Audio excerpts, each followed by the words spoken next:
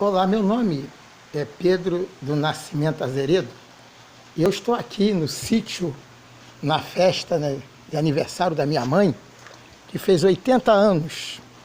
E hoje eu quero aproveitar a oportunidade, ainda está de manhã, está cedo, está todo mundo dormindo, vai ser feito agora o café da manhã. Hoje é o segundo dia que estão aqui no sítio, né, no aniversário da minha mãe. E eu queria aproveitar a oportunidade para falar da palavra de Deus. Você que está aí ao alcance desse meu vídeo, eu queria que você entendesse uma coisa, que por que o crente prega o Evangelho? O crente prega o Evangelho, que é uma ordenança do nosso Deus. A Bíblia conta uma história de que quando Deus fez Adão e quando Deus fez Eva, né, Deus fez Adão do barro, e da costela de Adão, Deus tirou Eva, e quando Deus fez isso, ele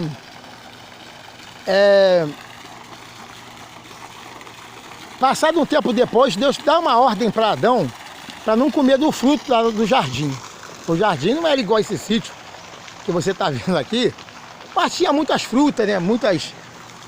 O Adão não ia precisar de trabalhar, Eva também não, e os filhos que fossem nascendo, igual eu nasci, você também nasceu, não ia precisar de estar trabalhando, igual se matando de trabalhar. A gente ia viver num local onde haveria muita plantação, muito alimento, né?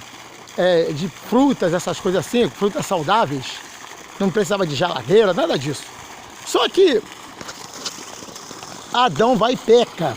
Você deve perceber aí que os animais vivem nas florestas, né? E o animal não precisa trabalhar.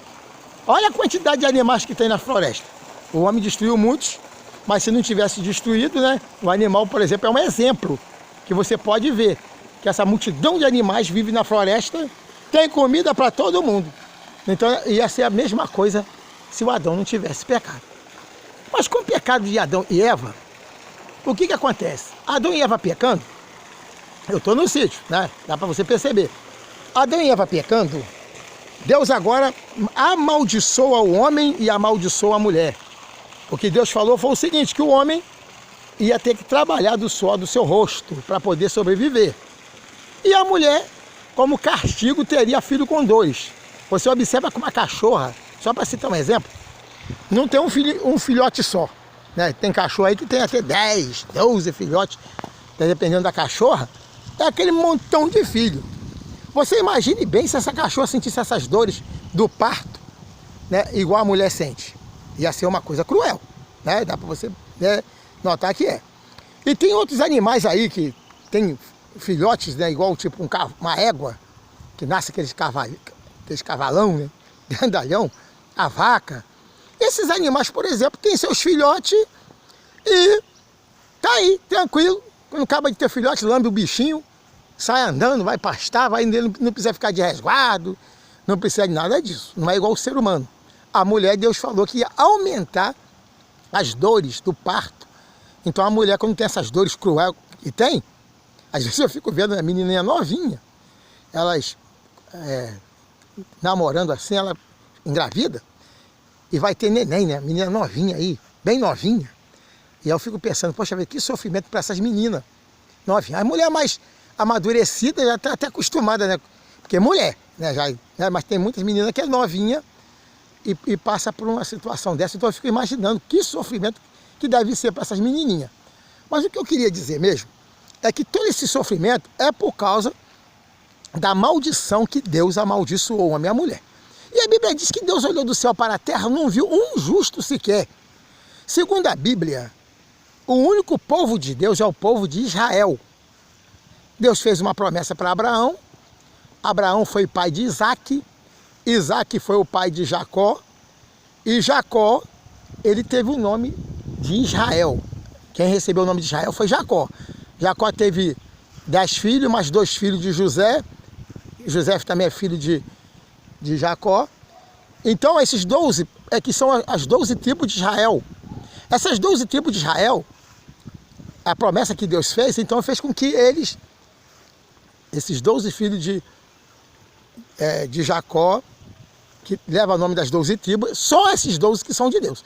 Só que eles pecaram, cometeram pecado gravíssimo. Então o que Deus fez? Deus pega e envia Jesus né, para morrer na cruz do Calvário, não, para trazer assim, primeiro o evangelho, né, para Israel. Israel foi evangelizado. Israel Jesus ficou mais de 3 anos, né? Supõe-se que é 3 anos e meio. Jesus ficou mais de 3 anos pregando o evangelho só para o povo de Israel. E durante esses mais de 3 anos, Israel não quis aceitar, Israel rejeitou a pregação do evangelho. Israel rejeitou. E não só rejeitou, mas também matou os profetas, até Jesus foi morto por esse povo que pertence ao único povo de Deus.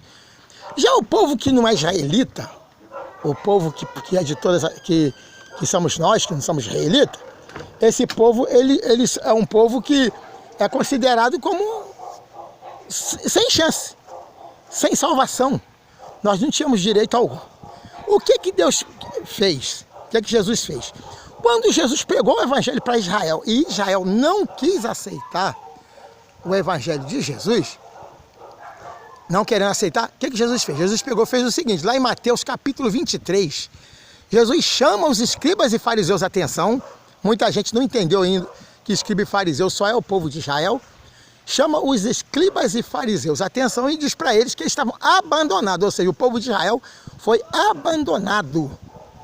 E Jesus abandonando o povo de Israel, Jesus agora manda pregar o evangelho em Marcos capítulo 16, a partir do versículo 15, Jesus manda ir no mundo inteiro pregar o evangelho a toda criatura em todas as nações. Aquele que cresce nesse evangelho seria salvo, mas quem não cresce seria condenado. Agora a pregação do evangelho sai de Israel e passa a ser para os gentios. Quem é gentio? Gentios são todos os povos que não são israelitas, os povos do Brasil, povos lá da Inglaterra, Estados Unidos, esse povão aí, né, que não é israelita, que não é o povo de Deus, mandou pregar. Lucas capítulo 14, você vai encontrar uma parábola da grande ceia. A parábola da grande ceia mostra o seguinte, Jesus dizendo que foi convidado os príncipes. Quem são os príncipes? O povo de Israel, o povo de Deus, para essa festa, para esse banquete, para essa grande ceia. E convidando o povo de Israel para a ceia, cada um deram uma desculpa. Eu me casei, estou na lua de mel, comprei uma junta de boi, tenho que experimentar, né? Porque eu trabalho em roça, todo mundo que trabalha em roça sabe como é que o boi faz, né? Para arar a terra. Então eles compraram uma junta de boi e tinham que experimentar. Cada um deu uma desculpa para poder não pregar esse evangelho, para poder não aceitar Jesus, para poder não aceitar o evangelho de Jesus. E não quiseram. Como eles rejeitaram, Jesus agora faz o seguinte, diz para eles assim, ó, eis aí abandonado vós, ou seja, abandonado Israel e abandonado a vossa casa. Todos eles, a família deles abandonada. Agora o templo de Israel é destruído. Muita gente não entendeu ainda que o que foi destruído foi o templo de Israel. Não foi o templo, esse templo que você vê aí, essas igrejas que tem esse montão de templo, esse aí é do gentio, desse povo que creu no evangelho. O templo que foi destruído foi o templo que pertence a Israel. Por quê? Porque Israel amava o templo, e para Israel o templo era tudo. Para Israel o templo era maior do que tudo. E aí agora vem uma palavra dizendo, eis aí abandonado vós e vossa casa. E aí, Deus, esse barulho que você está ouvindo fazer, tem, é porque o celular está ligado, né? E aí tem o Facebook, essas coisas todas, então aqui, é por isso que tá. Vou te mostrar aqui um cacho de banana lindo, ó. Ah, porque não está dando para você ver, eu estou vendo que não dá para você ver. Mas está madura a banana, está madura, gente. Aí, porque está muito alto, não dá para mostrar mais, né? Mas está madura. Aí olha só, então o que acontece? Eis aí abandonado vós e vossa casa. Foi abandonado o povo de Israel. Mas para a igreja de Jesus, esse que aceitou, esse que se converteu ao evangelho, que você vê aí, né, indo para a igreja, a Bíblia está escrito que o nome da casa é casa de oração, para todos os povos e povos de todas as nações, se referindo ao gentio, se referindo a esses que creram no evangelho, se referindo a nós. Então nós aceitamos, e o povo de Israel está lá, né, abandonado por Jesus. O templo de Israel passou a ser uma mesquita. Agora Israel, quando Jesus falou para a mulher samaritana que os verdadeiros adoradores adorariam o Pai em espírito e em verdade, lá escrito em João capítulo 4, que os verdadeiros adoradores vai adorar o Pai em espírito e em verdade, está se referindo aos verdadeiros adoradores, que são aqueles que creem no Evangelho, que somos nós, que estamos pregando o Evangelho, orando, cantando, evangelizando, louvando a Deus na casa de oração. Porque Israel, nem no templo e nem em Jerusalém, adora mais a Deus. Você vê lá alguns israelitas lá baixando a cabeça, né? Fazendo aquele gesto assim, coisa e tal, coisa. Mas aquela adoração deles não tem valor nenhum. Deus não aceita nada daquilo. A adoração deles agora não tem valor. Só tem valor a adoração feita pelos aqueles que creem no Evangelho, aqueles que aceitaram o Evangelho. Quem crê no Evangelho agora recebeu o dom para... Quem crê no Evangelho recebeu um dom do Espírito Santo, de falar em línguas estranhas. Quem crê no Evangelho, ele tem coisas que quem não crê não tem. Para pregar o Evangelho no mundo, você imagine bem, pega uma pessoa analfabeta, uma pessoa aí lá do interior e manda essa pessoa pregar o Evangelho no mundo. Para pregar esse Evangelho no mundo tem que ter poder de Deus. Não tem como o ser humano sair pregando o Evangelho no mundo igual maluco. Se a pessoa sair pregando o Evangelho em qualquer país, em qualquer terra, ele vai perder. Ninguém nem dá crédito, ninguém nem dá ouvido. É impossível encher um templo de pessoas evangélicas se a pregação do Evangelho não tiver poder. Você imagina uma pessoa que é macumbeira, cheia de espíritos, ele vai querer acreditar nisso? Nunca. Mas para sua surpresa, quantos macumbeiros aceitaram Jesus? Uma pessoa marginalizada, um bandido, uma pessoa que está no tráfico, ele vai querer aceitar Jesus? Usando droga, usando maconha? Mas você já imaginou quantas pessoas que estão na igreja, que saíram do tráfico, que saíram, né, dessa situação? E aquelas pessoas que vivem uma vida de orgia? Quantos homens, né, que viviam aí na prostituição, gostando, pegando muitas mulheres? E quantas mulheres até ganhando dinheiro nos sites de pornografia, vivendo uma vida de prostituta? E agora essas mulheres, elas largam tudo isso para aceitar Jesus. Para fazer um negócio desse tem que ter poder de Deus. Para aceitar Jesus dessa maneira tem que ter o Espírito Santo na vida da pessoa. É que na pregação do Evangelho existe um poder. Muita gente não acredita nisso, mas existe. Existe um poder na pregação do Evangelho. É esse poder na pregação do Evangelho que transforma a vida do ser humano. É esse poder que tem na pregação do Evangelho. Você imagina, eu vou pregando, a pessoa vai ouvindo e vai crendo. Existe uma coisa que você precisa saber, que quando a pessoa crê no Evangelho de Jesus, se ele crê de verdade, se ele tiver com doença, a doença sai. Se ele crê no Evangelho de Jesus, se ele tiver com espírito maligno, o espírito maligno sai. A Bíblia está escrita em Mateus capítulo 10, a partir do versículo 1, que Deus deu poder para repreender os espíritos malignos, repreender as enfermidades e repreender todo o mal. É muito lindo isso. Então isso não é uma piada, não é uma brincadeira, é coisa séria. Vale a pena. E a pessoa que aceitou Jesus, ele não pode se desviar. Porque quando ele aceita Jesus, agora sai todo pombagira, tranca-rua, exum, caveira, sai todo tipo de espírito do mal. A pessoa fica liberta. Mas se essa pessoa, depois de liberta, depois que saiu todos esses espíritos da vida da pessoa, a pessoa resolver agora alargar, sabe, não quero mais ser crente, e larga Jesus, segundo a Bíblia, essa pessoa que largou, ele passa agora a receber 7 piores espíritos. 7 piores espíritos pega essas pessoas e faz essa pessoa ficar numa situação de derrota. Essa pessoa passa a ter uma situação que não tem explicação. A pessoa passa agora a ficar com um estado pior do que ele não era crente. Os piores bandidos, as piores prostitutas, os piores assassinos, os piores gays, todos os piores seres humanos da terra que você vê, são pessoas que saíram da igreja. A pessoa que aceitou Jesus, ele recebe poder de Deus. Tem gente que fica pensando, religião. Religião não dá poder a ninguém, né? Você imagina, meu camarada é bandido, ladrão, assassino, macumbeiro. Quando eu falo macumbeiro, porque a minha família, eu sou negro, Então a família, as pessoas quando chegaram, os negros quando chegaram aqui no Brasil, ao chegar aqui foram ser escravos, meu querido. No começo aí, mais de 100 anos atrás, escravo. Você imagina esses escravos, sendo escravo aqui, sendo chicoteado, passando o maior sufoco. A única esperança do negro aqui no Brasil é a macumba. Porque o negro não conhecia Deus, né? Porque Deus era só do povo de Israel. O negro não tinha intimidade com Deus. Não tinha. O nome que se dá dessa mudança, assim, do povo gentio, que são um povo que não é israelita, ter a oportunidade agora de crer em Jesus, de conhecer Deus, de aceitar Jesus, o nome que se dá desse procedimento, desse processo, se chama graça. Essa graça significa favor não merecido. Porque nenhum de nós, nenhum ser humano, merecia ser salvo. Só o povo de Israel.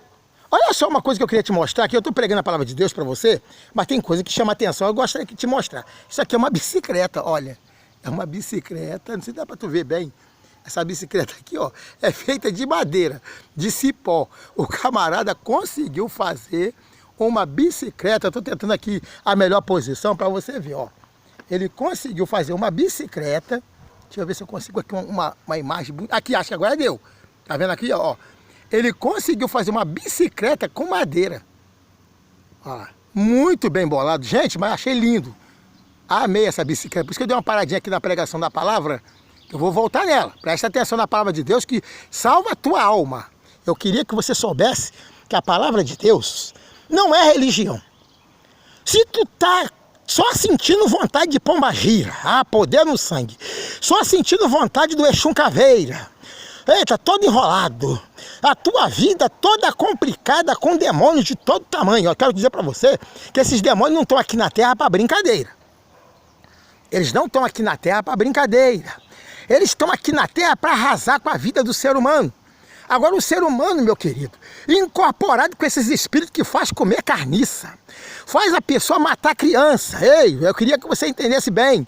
O macumbeiro, o bruxo, ele mata adolescente pro diabo. Tira a vida da pessoa para agradar o diabo. Tira a vida de criancinha, quantos desaparecimentos de criança. A pessoa fica pensando que a criança desapareceu. Tem uma história que fala que a criança desapareceu para vender o órgão humano. Pode até ser, mas nem sempre é para vender órgão humano. Sabe para que é? Desaparece a criança para pagar sacrifício pro diabo. O diabo pede menina, pede menino. O diabo transforma homem gay. Ei, quantas crianças são transformadas em gay, transforma menina em prostituta. O demônio chamado pombagira tem a missão de transformar o ser humano na orgia. Nenhum ser humano quer viver uma vida de orgia. A moça quer se casar, né, com o príncipe, o homem da sua vida. O homem é da mesma forma, quer casar com aquela menina linda, né? Aquela coisinha legal, aquela família, formar sua família, ter seus filhinhos. E de repente fica o camarada sendo gay. De repente fica a garotinha sendo prostituta, menina linda, que poderia estar aí até com um bom emprego, coisa e tal e coisa. Tá lá, uma vida de prostituta, todo mundo criticando, todo mundo zombando. A vida é minha, fui eu que escolhi. É mentira, ninguém escolheu coisa ruim. E todo mundo sabe que orgia, prostituição, essa coisa feia, não é bom. E fica a pessoa vivendo uma situação dessa. Por quê? Porque os demônios entram no corpo do ser humano e obriga o ser humano a praticar esse tipo de coisa feia. Mas eu queria dizer para você, quando você ouve a palavra de Deus, crê, na mesma hora, o Espírito Santo de Deus, ele habita no ser humano.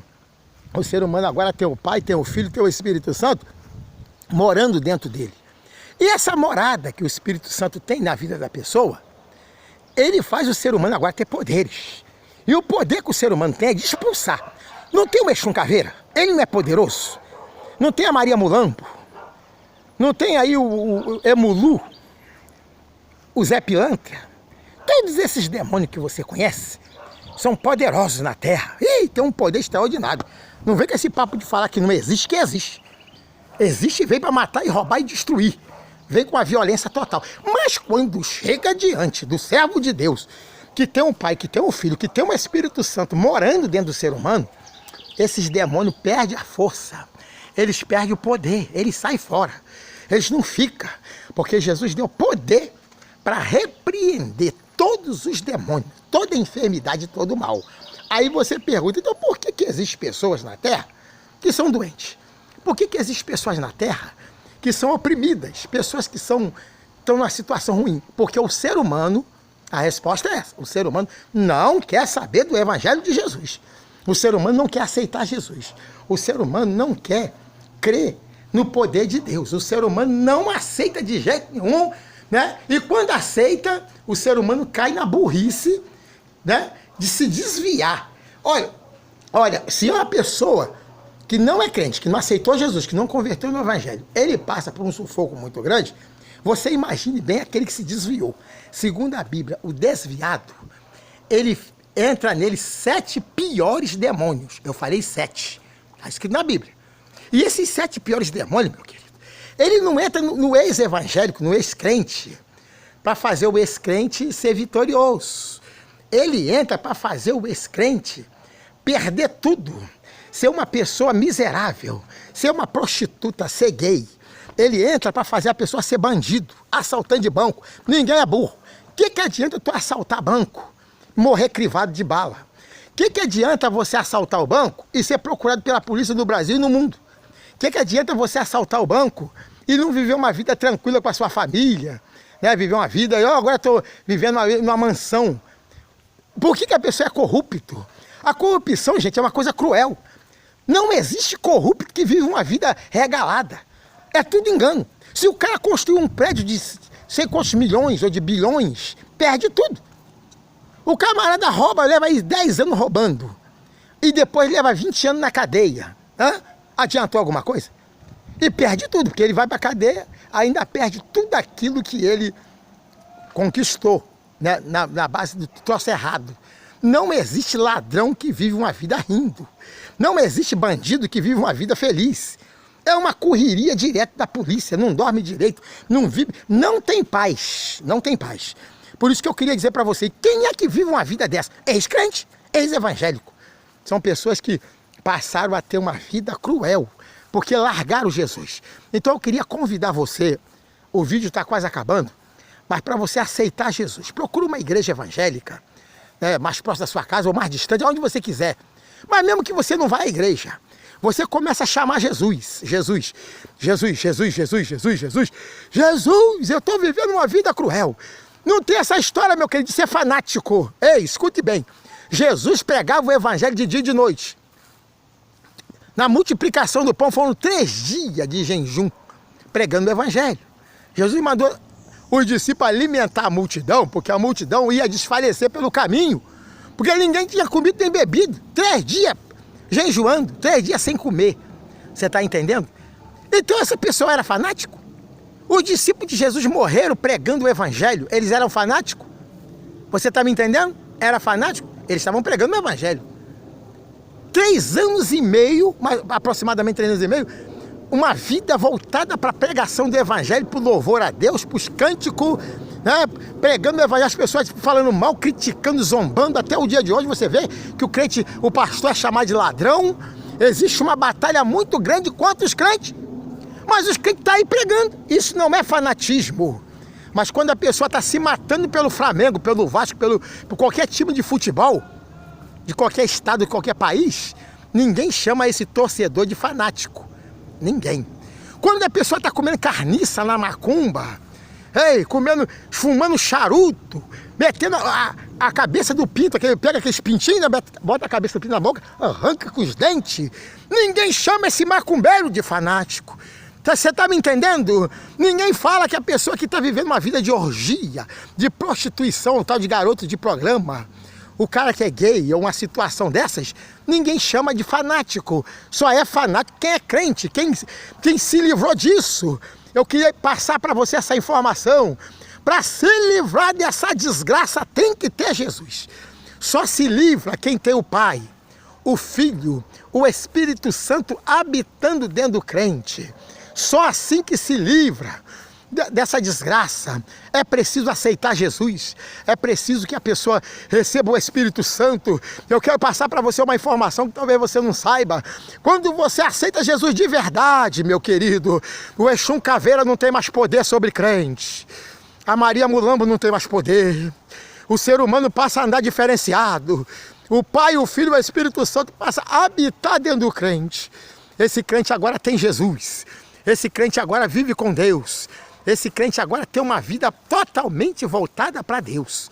Vale a pena ser crente. Aceita Jesus. Aceita Jesus. Aceita Jesus. Se você é macumbeiro, aceita Jesus para tu ver a diferença. Olha, eu me lembro que uma certa feita, eu passei perto de um centro de macumba e eles estavam botando despacho na linha do trem. E eu ia passando, e quando eles bateram o olho em mim, eles viram a diferença. Eles viram em mim uma unção. E a mãe de santo, desesperada, disse assim, olha, se eu tinha alguma coisa, eu perdi tudo. É isso que eu estou te falando. O Exum Caveira que vivia com essa mulher, saiu fora. Ei, a Maria Mulambo saiu da vida dela. Tranca-rua saiu. Não fica um demônio, meu querido. Todo o poder que o diabo tem, ele sai fora, ele vai embora, não fica.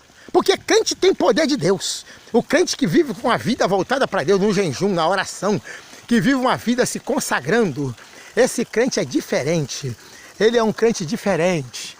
Ele é um crente diferente. Ele é um crente diferente. O crente que vai entrar no céu, ele tem que ter o Pai, o Filho e o Espírito Santo morando nele. Ah, mas o pastor é ladrão. Não se preocupa com o pastor que rouba. Não se preocupa. O pastor ladrão não é de Deus. Se ele é pastor que rouba, a vida dele está lá já, né? Já montada para ir para o inferno. Tem uma palavra de Deus que diz assim, olha, nunca vos conheci. Não adiantou roubar. Rouba, mas não vai entrar no céu. E o nosso objetivo aqui na terra é entrar no céu. Tá entendendo? Nós aceitamos Jesus para entrar no céu. Só vai entrar no céu aqueles que aceitaram Jesus como Salvador. Aqueles que aceitaram Jesus para fazer a vontade de Deus. É esses que vão entrar no céu. E eu queria convidar você, vai numa igreja, visita. E comece a orar a Deus onde você estiver. Em casa, na rua. Jesus, eu tenho minha família que tem gente doente. Eu estou doente. Tem pessoa que vive com a diabetes que não tem cura. Câncer, AIDS. Pessoas que vivem com depressão, que vivem uma situação de miséria. Qual é a saída? A saída é tu voltar-se para Deus. É com a alma, é com o coração. Jesus, eu te quero. Jesus, eu te quero. Jesus, eu te quero. Jesus, eu te quero. Eu não consigo viver de Jesus dessa maneira. Eu não consigo sair dessa situação. Se a pessoa usa drogas, né, droga não lícita, eu não consigo sair desse vício. Eu faço força,